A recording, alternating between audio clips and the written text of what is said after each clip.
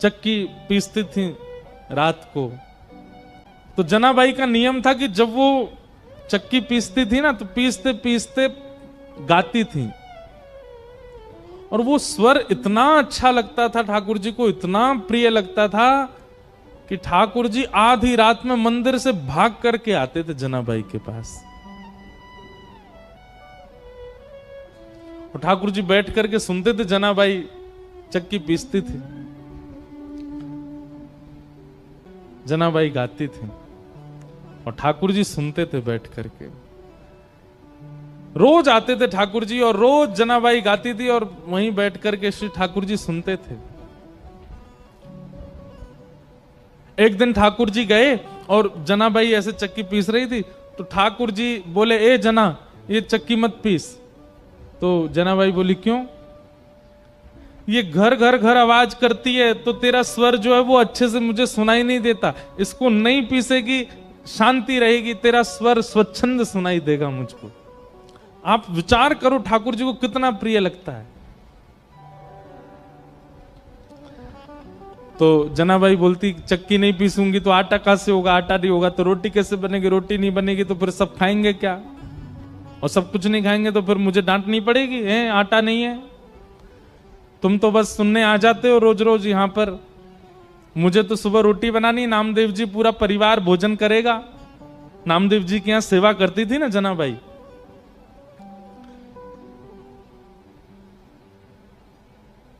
चक्की नहीं रोकती, पीसती रहती, गाती रहती। ठाकुर जी बोले, नहीं नहीं चक्की रोको, मुझे तुम्हारा स्वर सुनना है। तो जनाबाई बोलती, थोड़ा सा रह गया है, एक काम करो, अब मैं पीसूंगी तो धीरे धीरे चलेगा, तुम भी हाथ लगाओ थोड़ा सा। तो ठाकुर जी हाथ लगाते जनाबाई के साथ, और साथ में बैठ करके दोनों पीसते, और पीसते पीसते जनाबाई गाती, ठाकुर जी को सुनाती।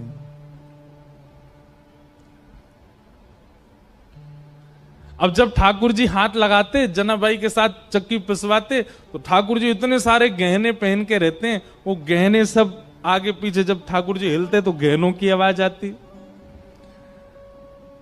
जनाबाई बोलती, अब मेरी चक्की परेशान नहीं करी, तुम्हारे गहने परेशान कर रहे हैं।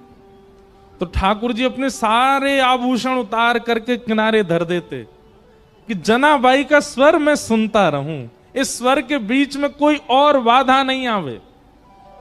और ठाकुर जी अपने सारे आभूषण उतार करके किनारे में धरते, और जनाबाई के साथ धीमे धीमे चक्की पिसाते, और जनाबाई गाती।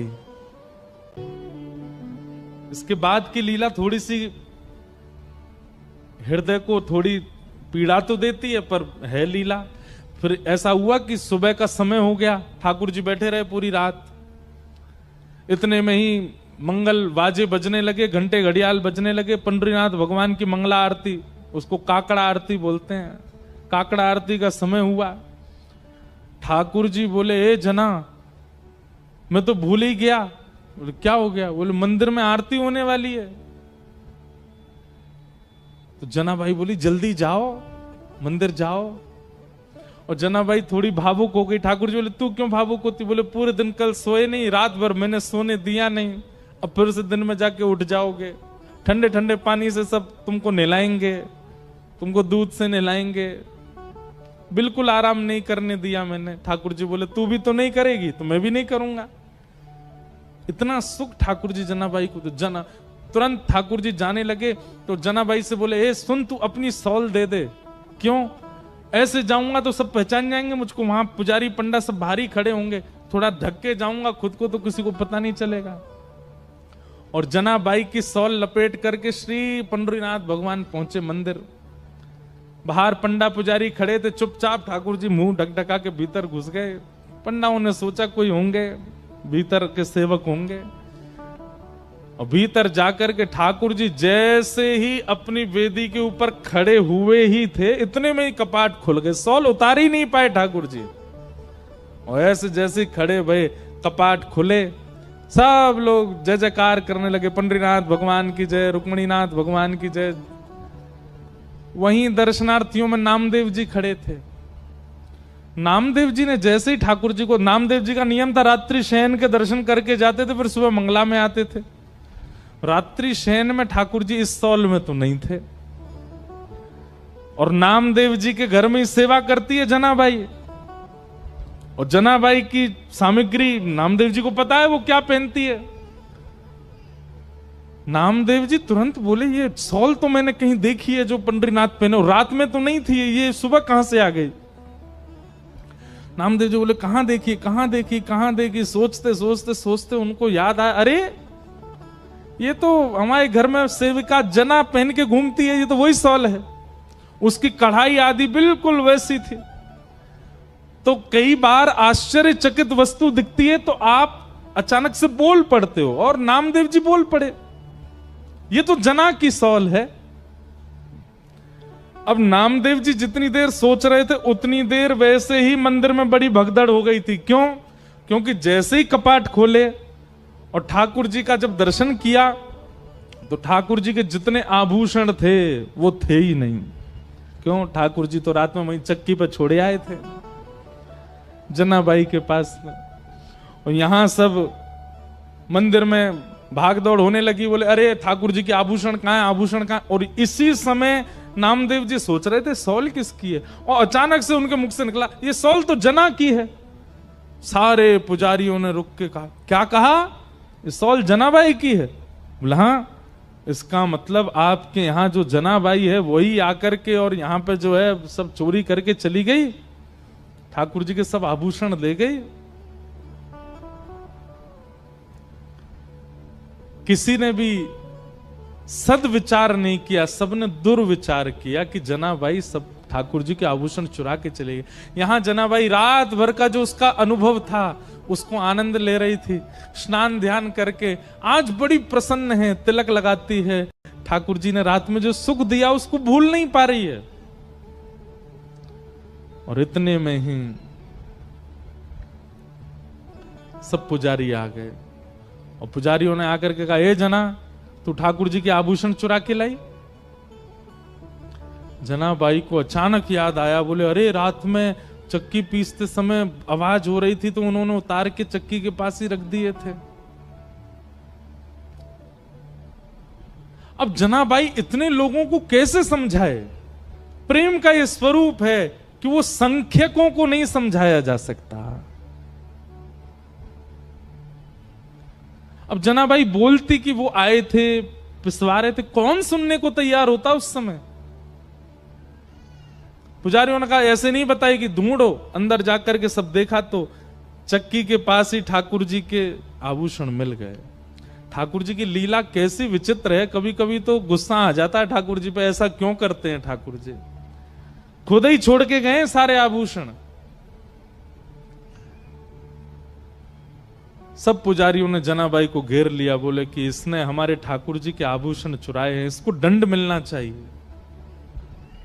जनाबाई नीची नजर करके नेत्रों से अश्रु गिर रहे हैं पर मन से बड़ी प्रसन्न है। वाह पांडुरंगा, बड़े नटखट हो, रात में लीला करते हो, सुख देते हो, प्रेम करते हो, और फिर सुबह ऐसे सबके बीच में आरोप लगवा रहे हो। लेकिन भक्त का स्वभाव होता है तेरे फूलों से भी प्यार, तेरे कांटों से भी प्यार, तू जो भी देना चाहे दे दे मेरे करता, सब स्वीकार। और पंढरपुर में एक घनघोर बादल ने आकर के आक्रमण किया। सब लोगों ने निश्चित किया कि जनाबाई को सूली पर चढ़ा दो, इसने ठाकुर जी के आभूषण चुराए। लोगों को पता चले कि पंडरीनाथ भगवान की किसी भी वस्तु का हरण करने से क्या होता है।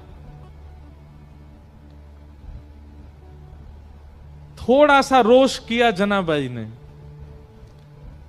पंडरीनाथ के सामने जनाबाई कहती हैं, बोले कि नाथ मुझे सूली पर चढ़ने में दिक्कत नहीं, पर कल को आपके भगत बहुत डरेंगे।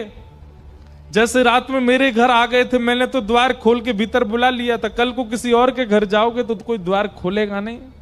आपका क्या पता कहीं कड़ूला छोड़ के चले जाओ, कहीं मुकुट छोड़ के चले जाओ, सुबह आरोप लगे तो।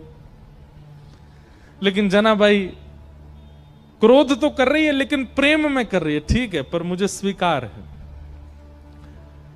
किसी ने प्रश्न किया नामदेव जी ने क्यों नहीं रोका?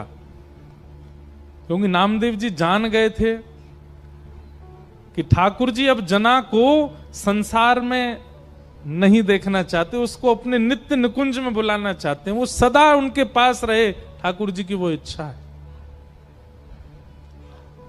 सब लोगों ने सूली बना दी और जनाबाई को उस पर चढ़ा दिया। लेकिन जैसे ही जनाबाई सूली के ऊपर गई,